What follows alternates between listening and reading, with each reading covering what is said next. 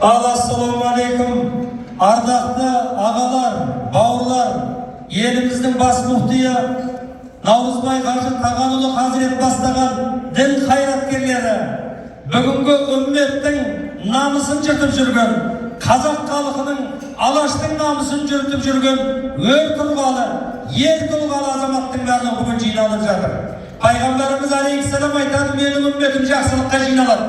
Олар жиналған жерде жақсы сөз айтады, жақсы тілек болады, жақсы мәслихат, жақсы кеңес қылады дейді. Бүгінгі мәслихат пен кеңестің түпкі мәні мазмұны адам ұрпағы мен бақытты арамыздағы осы қазақтың ардақты азаматы Шейх Сансызбай Қажы Шоқан ағамыздың әулетінде үлкен той болып жатыр. Міне Аллаға шүкір, бізде қыз бар екен, сізде ұл бар екен. Жалғыздық жаратушыға жаласқан, қалғанның бәрін жұқ қылған Алла Тағала. Міне сонымен бақыт табады, үйлеседі, өмірдің мәні келеді, сәні келеді, ақыреттің дүниең абат болады.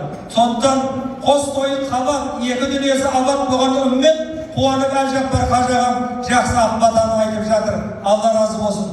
Төре тұрғанда төрге шықпа, Сайын әулет тұрғанда алдыға шықпа деп айтады деп көгі.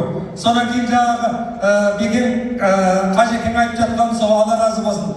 Енді бір айтайын, мен бұл жерге әріптес ретінде де келіп отырмын. Муфти Хазірет Сансызбай Қажы айта беретін, анау Бақтиярда ұрандатқан, ойсын үйсімнен тараған Батыр деген Алыбай, Толыбай, Қалыбай деген әулеттің ұрпағы. Бабалары батыр болған, кешегі ұлт азаттықта халқының, елімнің, жерімнің деп, Қаратаудың басынан бір тайлақ бос келеді деп, ел өр кеткен кезде осы далаға пана болған, халқына тіреу болған, дана болған тұлғалардың жалғасы.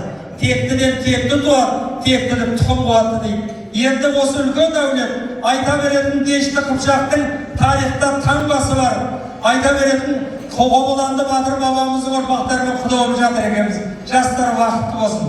Құдай Алла Тағала осы дүние ақыретін сүйіндірсін. Екеуі де Аллаға құл, пайғамбарға үммет, Алланың құнсыз Құранын жаттаған, бойына Құдай Тағала иман берген, еліміздің бас мүфтиі Ақбата берген тілекті бүгінгі той құтты берекелі болсын. Алла берсін, кең қылмасын, кетпес дәулет берсін, кең пейіл берсін. Құдай құлым десін, пайғамбар үмметім десін.